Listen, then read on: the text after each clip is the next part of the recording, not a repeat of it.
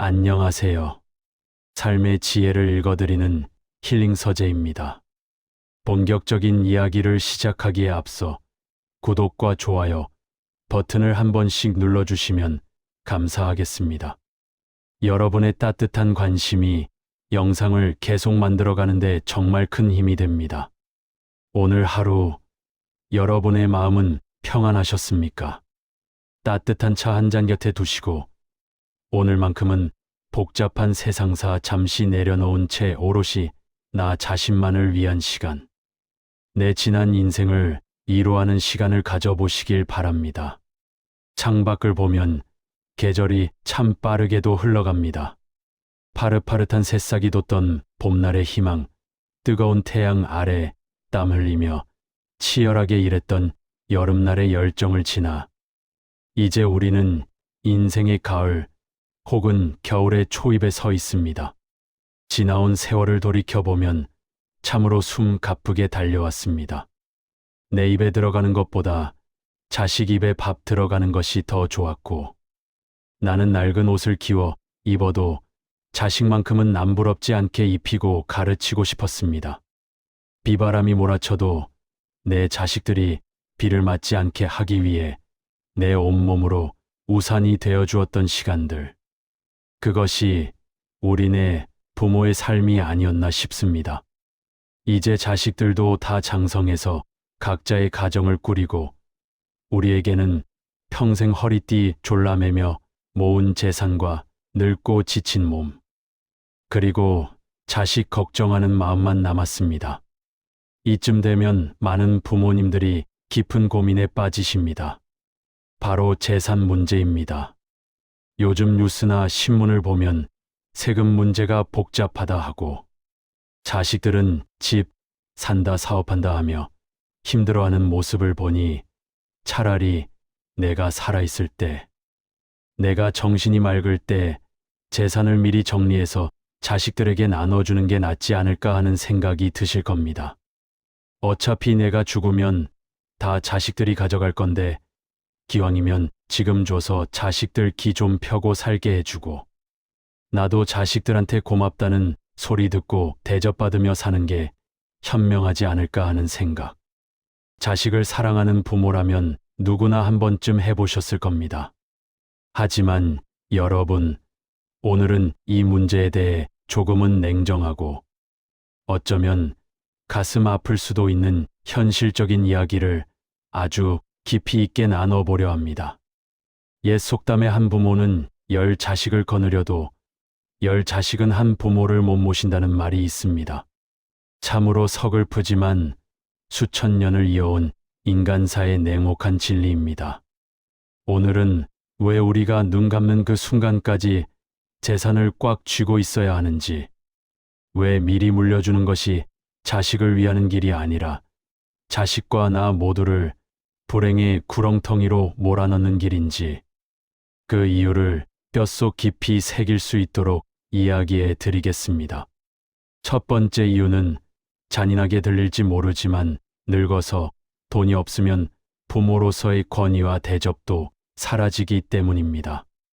우리는 흔히 효도는 자식의 도리이고 부모 자식 간의 천류는 돈으로 따질 수 없는 숭고한 것이라 믿고 싶어 합니다. 네, 맞습니다. 마음은 그렇습니다. 하지만 우리가 발붙이고 사는 이 세상은 그리 낭만적이지 않습니다. 탈무드에는 이런 지혜가 있습니다. 무거운 돈주머니는 마음을 가볍게 하고 가벼운 돈주머니는 마음을 무겁게 한다. 또한 돈이 없으면 친구가 없고 돈이 없으면 가족 간의 화목도 깨지기 쉽다고 했습니다. 주변을 한번 찬찬히 둘러보십시오. 내가 늙어서 돈이 필요 없다고 자식들이 잘 사는 게 내 행복이라며 전 재산을 미리 증여하고 빈털터리가 된 노인들의 삶이 어떠한가요? 처음 재산을 넘겨받을 때 자식들은 눈물을 흘리며 감사합니다. 아버님, 어머님. 은혜에 평생 잊지 않겠습니다. 제가 죽을 때까지 모시겠습니다 하고 맹세했을 겁니다. 그 순간에 진심을 의심하는 것은 아닙니다. 하지만 사람의 마음이라는 것이, 그리고 처해진 상황이라는 것이 영원하지가 않습니다. 시간이 지나면 그 고마움은 점점 희미해집니다. 화장실 들어갈 때 마음 다르고 나올 때 마음 다르다는 말처럼 이미 내 손에 들어온 재산은 당연한 것이 되고, 눈앞에 늙고 병든 부모는 부담스러운 짐이 되어갑니다. 부모가 재산이 없으면 자식 눈치를 보게 됩니다. 몸이 아파 병원에 가려 해도 병원비 달라는 말이 목구멍에서 나오지 않아 끙끙 앓게 됩니다. 손주들이 놀러와도만 원짜리 한 장 시원하게 쥐어줄 능력이 없으니 손주들도 할머니 할아버지를 반기지 않게 됩니다. 심지어 며느리나 사위 눈치가 보여 밥 한 끼 편하게 얻어먹기 힘든 상황이 오기도 합니다. 밥상머리에서 아버님, 저번에 드린 용돈 벌써 다 쓰셨어요? 요즘 경기가 안 좋아서 저희도 힘들어요 하는 핀잔 섞인 말을 듣게 될 때 부모의 가슴은 무너져 내립니다. 내 평생을 바쳐 키운 자식에게 내 모든 것을 주고도 죄인 취급을 받는 기가 막힌 상황이 벌어지는 것입니다. 옛날 우화 중에 지혜로운 노인의 이야기가 있습니다. 이 노인은 자식들에게 재산을 다 나눠주지 않고 커다란 괴짝 하나를 안방에 두고 자물쇠를 채워두었습니다. 그리고 자식들에게 내가 죽으면 이 괴짝을 열어보거라. 여기에는 내 평생 모은 금은보화가 들어있으니 나를 가장 잘 모신 자식에게 주겠다고 말했습니다. 자식들은 그 괴짝 안에 엄청난 보물이 든 줄 알고 아버지가 돌아가시는 날까지 지극정성으로 효도, 경쟁을 했습니다.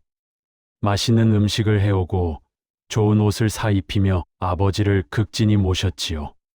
세월이 흘러 노인이 평안하게 눈을 감았습니다.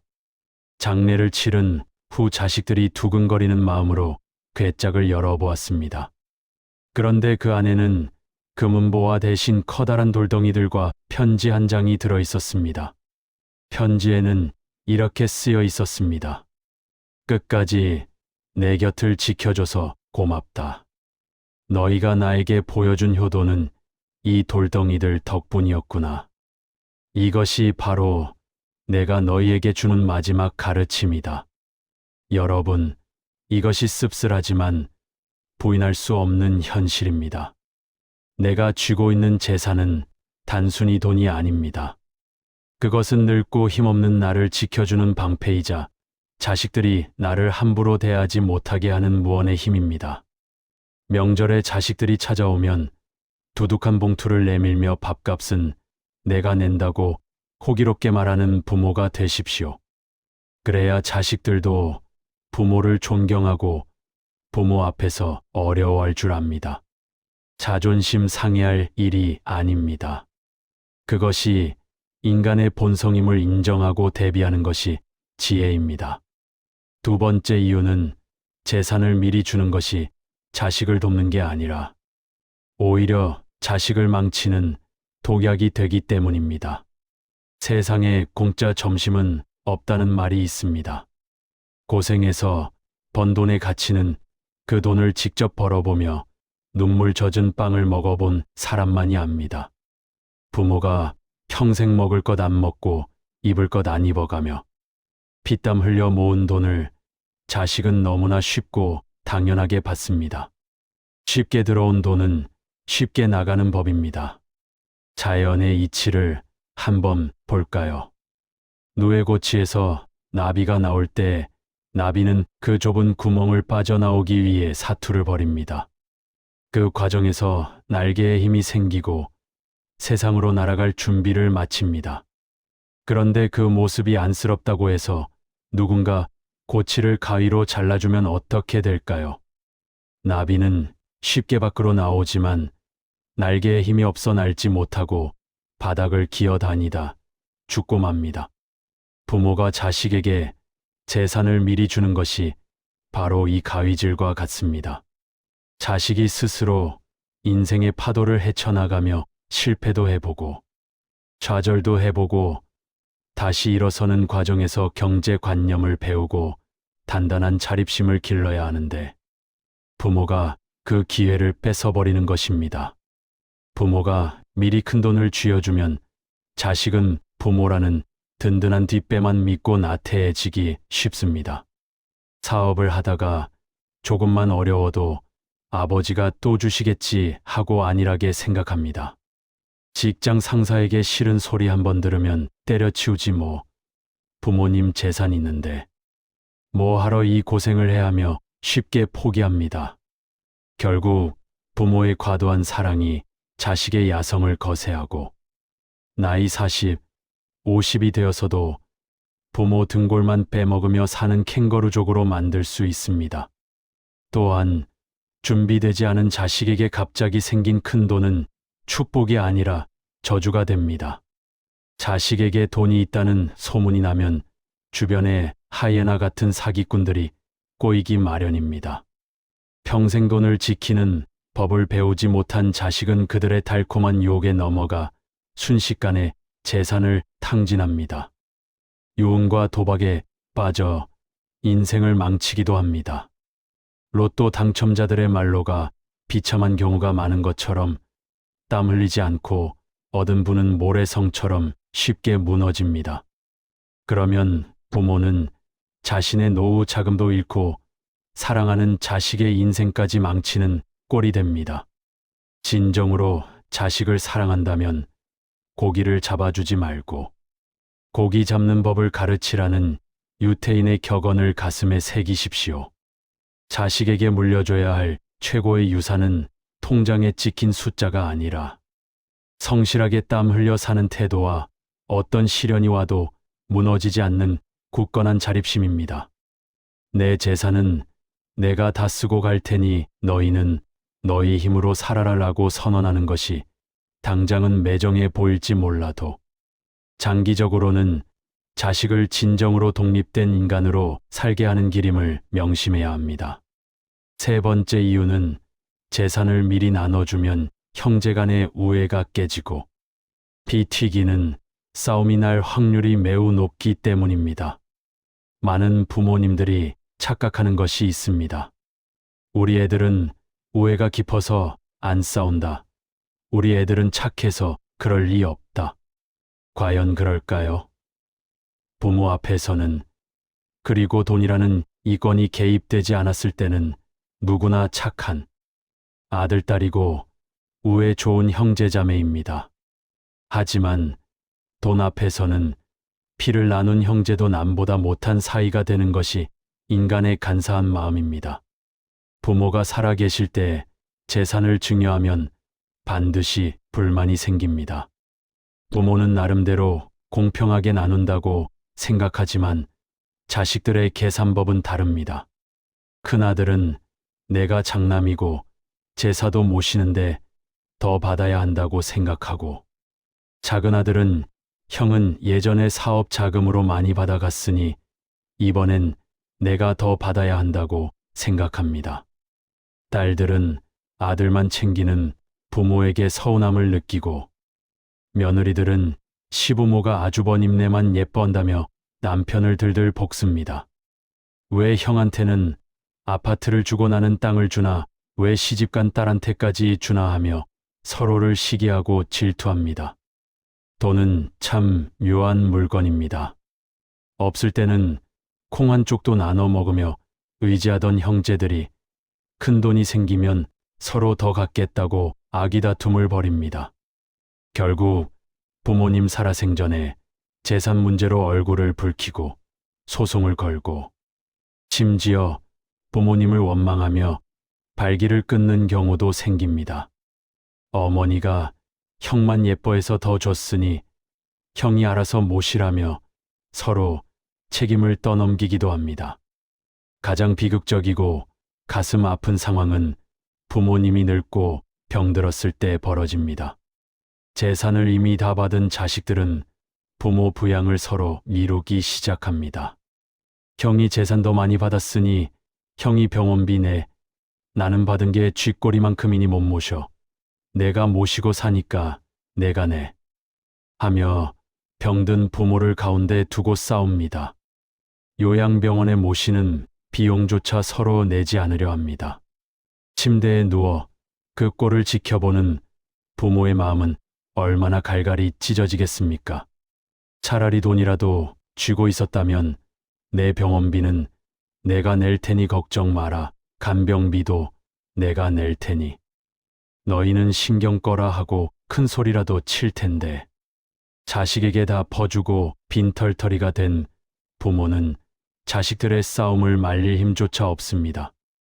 재산은 형제간의 우애를 지켜주는 접착제가 아니라 오히려 갈라놓는 예리한 칼날이 될 수 있음을 명심해야 합니다.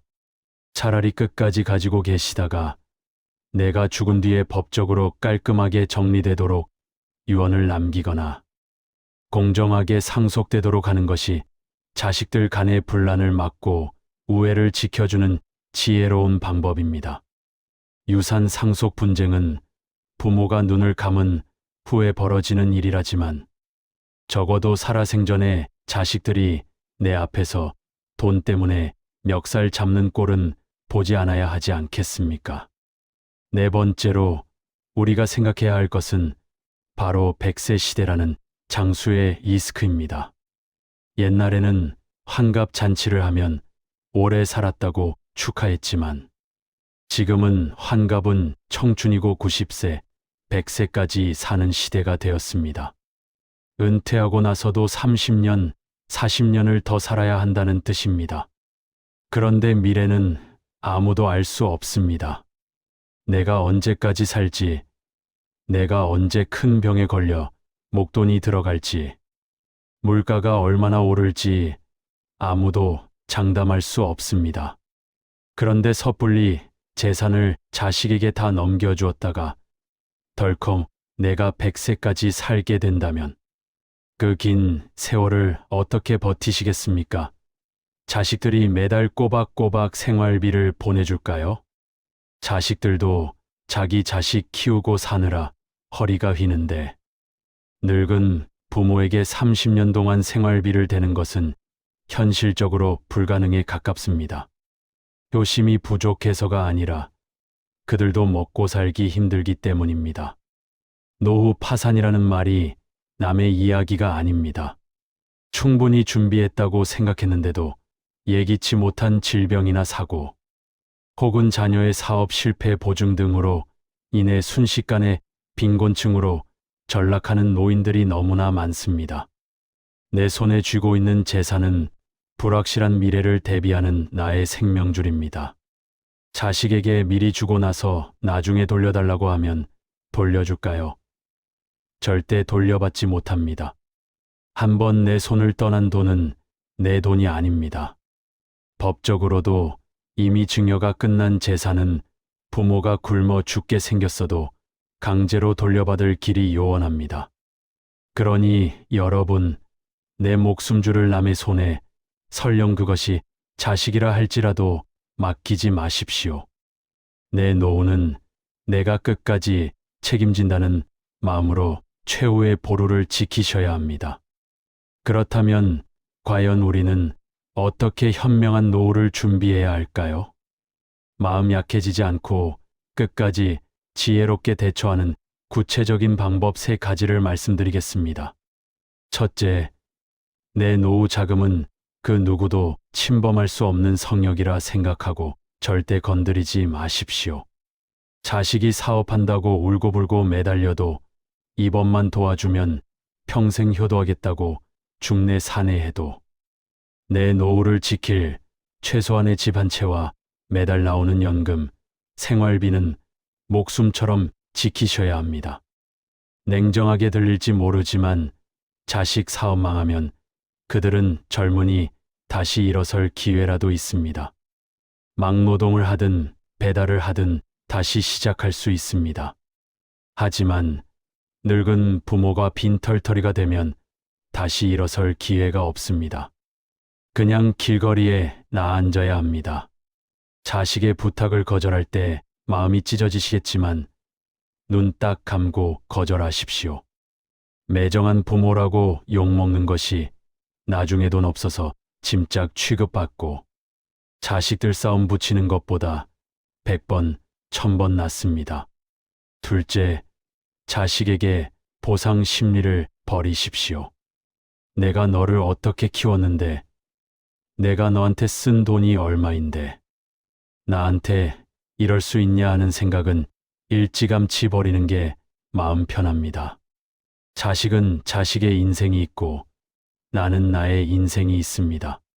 자식 농사를 투자라고 생각하면 본전을 뽑으려는 마음에 자꾸 서운해지고 화가 납니다. 자식에게 효도를 투자 수익처럼 기대하지 마십시오. 기대가 크면 실망도 큽니다. 자식에게 효도를 구걸하지 말고 차라리 그 돈으로 맛있는 것 사 드시고 친구들과 여행 다니시고 취미 생활하시면서 당당하게 내 인생을 즐기다 가겠다는 마음가짐을 가지십시오. 셋째, 주택연금 같은 제도를 적극적으로 활용하십시오. 집 한 채 달랑 있는데 이거라도 자식 물려줘야지 하고 껴안고 계신 분들이 많습니다. 하지만 그러지 마십시오. 내가 사는 그 집을 담보로 맡기고 죽을 때까지 매달 연금을 받는 주택연금 제도가 있습니다. 내 집에서 평생 살면서 매달 나오는 돈으로 자식에게 손 벌리지 않고 품위 있게 살 수 있습니다. 자식들도 부모님이 경제적으로 자립해 계시면 오히려 부담 없어 좋아합니다. 그리고 남은 돈은 나중에 정산해서 상속해 주면 됩니다. 다 쓰고 죽겠다는 마음으로 사십시오. 그것이 자식에게 짐이 되지 않는 최고의 사랑입니다. 사랑하는 여러분, 오늘 드린 말씀이 너무 각박하고 서글프게 들리셨을지도 모르겠습니다. 하지만 지금은 100세 시대입니다.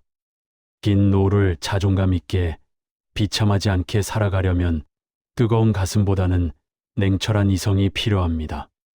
사랑이라는 이름으로 무조건 퍼주는 것이 능사가 아닙니다. 끝까지 내 것을 지키고 스스로 행복하게 사는 모습을 보여주는 것이 결과적으로는 자식에게 짐이 되지 않고 오랫동안 존경받는 부모로 남는 길임을 꼭 기억해 주시길 바랍니다. 자식이 찾아오지 않을까 걱정하지 마십시오. 여러분이 건강하고 경제적으로 여유롭고 마음이 평안하면 자식들은 저절로 찾아오게 되어 있습니다. 꽃이 향기로우면 벌과 나비는 부르지 않아도 날아옵니다. 여러분 스스로가 향기로운 꽃이 되시기를 바랍니다. 자, 이제 복잡하고 무거운 마음을 잠시 내려놓고 편안하게 호흡하며 오늘 하루를 정리하는 명상과 긍정 확언을 함께 해보겠습니다. 눈을 감으셔도 좋고 편안한 곳을 바라보셔도 좋습니다. 어깨에 들어간 힘을 툭 떨어뜨리시고 코로 깊게 숨을 들이마시고 입으로 천천히 내뱉어 보세요. 들어오는 숨의 평온함을 나가는 숨의 모든 걱정과 근심을 실어 보냅니다. 제가 들려드리는 문장을 마음속으로 천천히 따라해 보십시오. 이 말들이 여러분의 무의식에 깊이 스며들어 여러분을 단단하고 평온하게 지켜줄 것입니다. 나는 내 인생의 주인이며 내 노후는 내가 책임집니다. 나는 자식에게 짐이 되지 않는 현명하고 당당한 부모입니다. 나는 돈으로 자식의 사랑을 사려 하지 않고 내 삶의 태도로 존경받습니다. 나는 자식의 인생을 믿고 지켜봐 주는 단단한 마음을 가졌습니다. 나의 노년은 경제적 자유와 평온함으로 가득 차 있습니다. 나는 자식에게 집착하지 않고 나 자신의 행복을 찾아갑니다. 나는 거절해야 할 때 거절할 줄 아는 용기를 가졌습니다. 나는 오늘 하루도 나 자신을 위해 열심히 살았으며 내일은 더 행복할 것입니다. 나는 충분히 지혜롭고 충분히 강인한 사람입니다. 나의 헌신은 이미 충분했습니다. 이제는 나를 위해 살아도 괜찮습니다. 나는 날마다 모든 면에서 점점 더 좋아지고 있습니다. 나의 재산은 나의 존엄을 지키는 방패입니다. 나는 끝까지 나를 지킬 것입니다. 오늘 밤 자식 걱정, 돈 걱정은 모두 저 밤하늘의 어둠 속으로 불을 날려 보내시길 바랍니다. 걱정한다고 해결될 일이라면 밤새 걱정하겠지만 그렇지 않다면 내려놓는 것이 최고의 지혜입니다. 여러분은 이미 훌륭한 부모였고 충분히 치열하게 살아오셨습니다. 이제는 보상받으실 차례입니다. 내일 아침에는 더 가볍고 더 자유롭고 더 산뜻한 마음으로 눈뜨시기를 기원합니다. 여러분은 오늘 이야기를 들으면서 어떤 생각이 드셨나요? 혹시 주변에서 미리 증여했다가 힘들어진 사연을 보신 적이 있나요? 아니면 나는 끝까지 쥐고 있겠다고 결심하신 분들이 계신가요? 여러분의 생각, 여러분만의 노후 자산 관리 지혜가 있다면 댓글로 남겨주세요. 여러분의 소중한 경험담이 다른 분들에게 큰 깨달음과 위로가 됩니다. 제가 하나하나 소중하게 읽어보겠습니다. 지금까지 여러분의 든든한 노후를 응원하는 힐링 서재였습니다. 시청해 주셔서 감사합니다. 편안한 밤 되십시오.